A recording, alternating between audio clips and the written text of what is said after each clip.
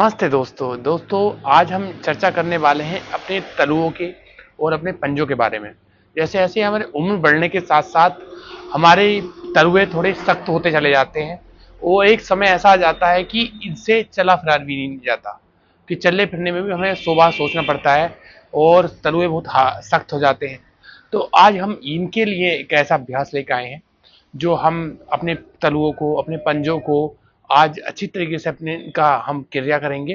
तो ये आगे चल के हमारे कभी ऐसी परेशानी नहीं आएगी और जो हमारे तलुए हार्ड हों और हमारे ये फिंगर हार्ड हों, हमारे ये पंजे हार्ड हों, तो इस तरीके से बस थोड़ा सा हमें करने की समझ है और आप करेंगे तो आपके पैर और तल ये सब आपके स्वस्थ रहेंगे।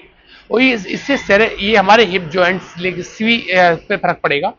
तो बहुत सिंपल सी है, इस तरीके से कुछ ऐसे ऐसे हैं और इस तरीके से ऐसे चले जाएंगे और हाथ ऐसे रखेंगे इस तरीके से, इस तरीके से।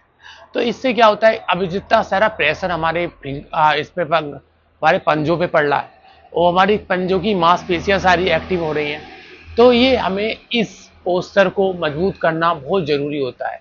हमारे खड़े खड़े हम अपने पोस्चर बिगड़ जाता है और पैरों की नस नाड़ियां कमजोर पड़ जाती हैं। तो ऐसे ऐसे अभ्यासों से, इन क्रियाओं से, योग क्रियाओं से आप बहुत जल्दी रिकवर हो सकते हो। अब इस तरह वापस जाएंगे, अगर एक बार थक गए तो फिर दोबारा से कर लेंगे, फिर दोबारा से गए, इस तरीके से आराम से, कोई इसमें परेशानी नहीं है और आराम से थोड़ा सा बैलेंस ऐसे ही बनाए रखिए इस तरीके से।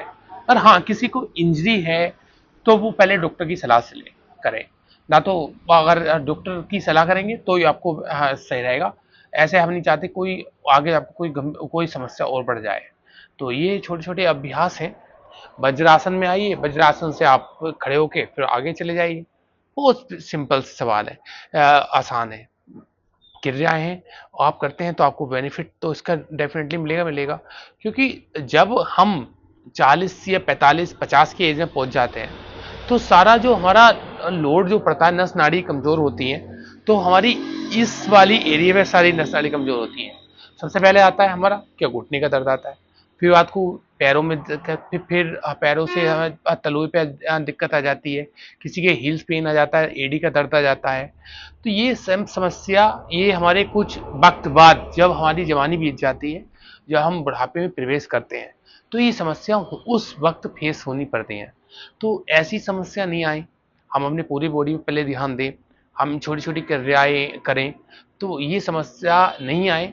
और आप करेंगे तो आप डेफिनेटली समस्या आएंगी नहीं आएंगी। तो ये छोटे छोटे अभ्यास हैं, आप करते हैं तो आप स्वस्थ रहेंगे और ऐसी समस्या आपको कभी आएगी नहीं। जैसे कि कोई हमारी पिंडली भारी होना, पिंडली भारी होती है, वेरिकोज वेन हो जाता है आगे जाके, तो ये भी इसमें काम करेगा।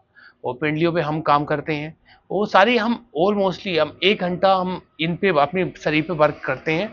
और ये छोटी छोटी बेसिक चीज़ों पे हम ध्यान नहीं देते, अपने एंगल्स पे ध्यान नहीं देते, अपने जॉइंट्स पे हम ध्यान नहीं देते। तो हमें इन चीज़ों पे भी अपने सिलेबस में लेकर चलना पड़ेगा। तो जो हम अपनी बॉडी को सब चीज़ को ध्यान रखेंगे, मेंटेन रखेंगे, तो तभी आगे जाके हम स्वस्थ रहेंगे।